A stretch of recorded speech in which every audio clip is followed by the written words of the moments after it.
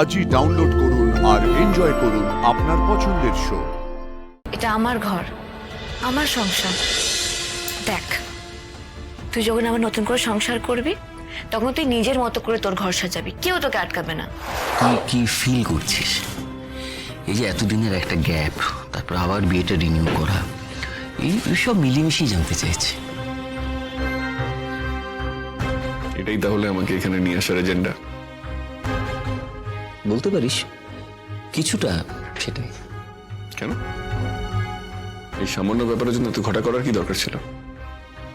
এই প্রশ্নটা তো আমাকে বাড়িতেও করা যেত। ইনফ্যাক্ট বৌদি ভাই, অনু, এরাও তো আমাকে এই প্রশ্নটাই করতে পারে যে বিয়ের পর জীবনটা কেমন চলছে। তার জন্য বিশেষ কোনো আয়োজন লাগে না। আচ্ছা, তুই কি এই উত্তরটা জানার জন্য আমাকে এখানে টেনে এনেছিস? কনভারসেশনটা কি করে শুরু করব ঠিক বুঝতে পারছি না।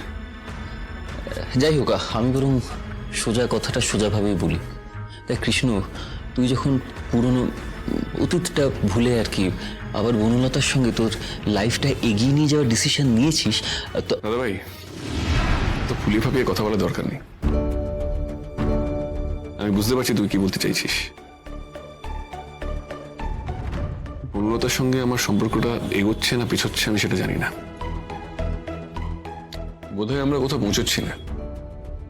দিনের শুরুতে যেখানে সম্পর্কটা আছে, দিনের শেষেও সেখানেই আছে।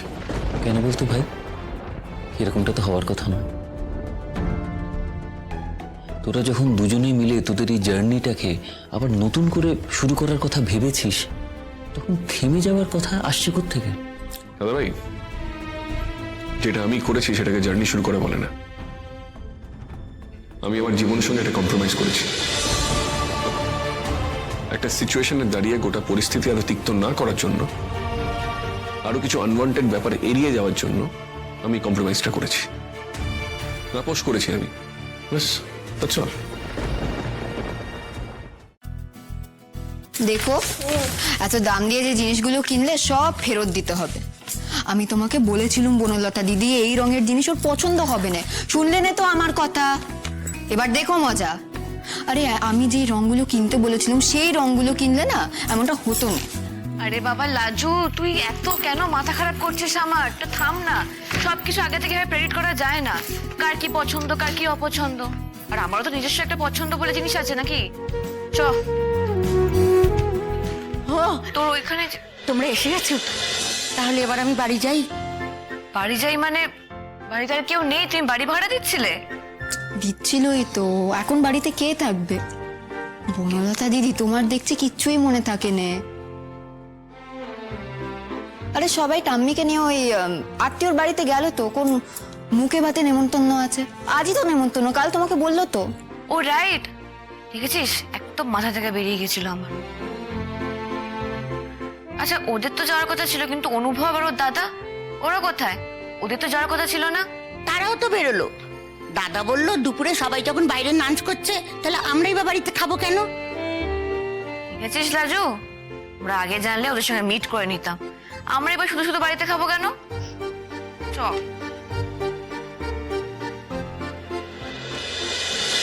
কি বললি তুই কৃষ্ণ কথাটা? আপোষ?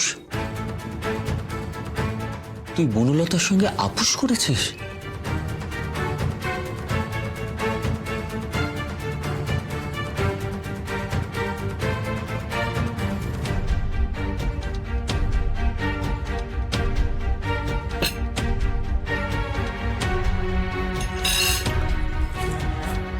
এই দাদা ভাই, হ্যাঁ রে, আর আমি সত্যি কথা বলছি। দেখ, বনলতার জন্য আমি কিচ্ছু ফিল করি না, ওর জন্য আমার কোনো ফিলিংস নেই, আর কোনোদিন হবে সেটাও আমি জানি না। কৃষ্ণ, আমি নিজের কাণ্ডকে বিশ্বাস করতে পারছি না। এই কথাটা আমার ভাই বলছে, এটা তুই বলছিস তুই কৃষ্ণ? যার মতো সেন্সিটিভ ছেলে আমি দুটো দেখিনি সেই কথাটা বলছে? বলে ভাই, সেন্স আছে বলেই হয়তো আমি বনলতার সঙ্গে সম্পর্কটায় স্বাভাবিক হতে পারলাম না। তাহলে তুই এই সম্পর্কটা ঢুকলি কেন? একটা মেয়ের জীবনে জড়ালি কেন যখন সেই মেয়েটাকে তুই কোনোদিনই ভালোবাসতে পারবি না? এছাড়া আর কোনো উপায় ছিল বল? হ্যাঁ ছিল, 100 বার ছিল। তাহলে সেক্ষেত্রে আমরা তোদের এই আইনি বিয়েটা দিতাম না, আর আগেও যেটা হয়েছিল সেটাকেও কাটিয়ে দেওয়ার চেষ্টা করতাম কৃষ্ণ। তা যদি করতিস, বনলতার সঙ্গে আমার ডিভোর্স করে দিয়ে মা জেঠিমারা আবার আমার বিয়ের সম্বন্ধ দেখত, আবার আমাকে একটা না একটা রিলেশনে জড়াতে হতো। আমি সেসব কিছু চাইনি, এই জন্যই আমি কম্প্রোমাইজটা করেছি, অনেক আনওয়ান্টেড সিচুয়েশন অ্যাভয়েড করতে। একটা সত্যি কথা বলবি? বল, চেষ্টা করবো উত্তর দেবার। তোর জীবনে কি আর কেউ রয়েছে, মানে অন্য কোনো মেয়ে? তুই তো আমাকে বলতে পারিস। দেখ কৃষ্ণ, হতেই পারে বনলতার হারিয়ে যাওয়া, তারপর ওর এই ভুয়ো মারা যাওয়ার খবরটার পর অনেকগুলো মাস কেটে গেছে। এর মধ্যে হয়তো তুই কারোর সঙ্গে, মানে সেই কারণে হয়তো তুই এতটা indifferent রয়েছিস। Are you involved with anyone Krishna? Please tell me.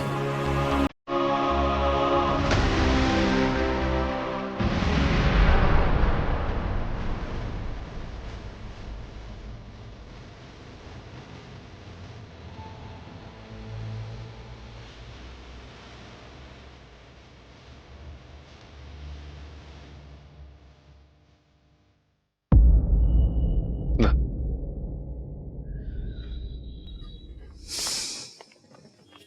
তোর এই নাটায় তেমন জোর নেই কৃষ্ণ।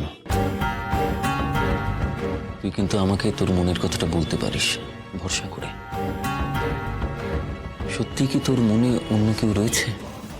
যদি বলি হ্যাঁ, কি বলবি? কি অ্যাডভাইস দিবি? কি দেখছিস?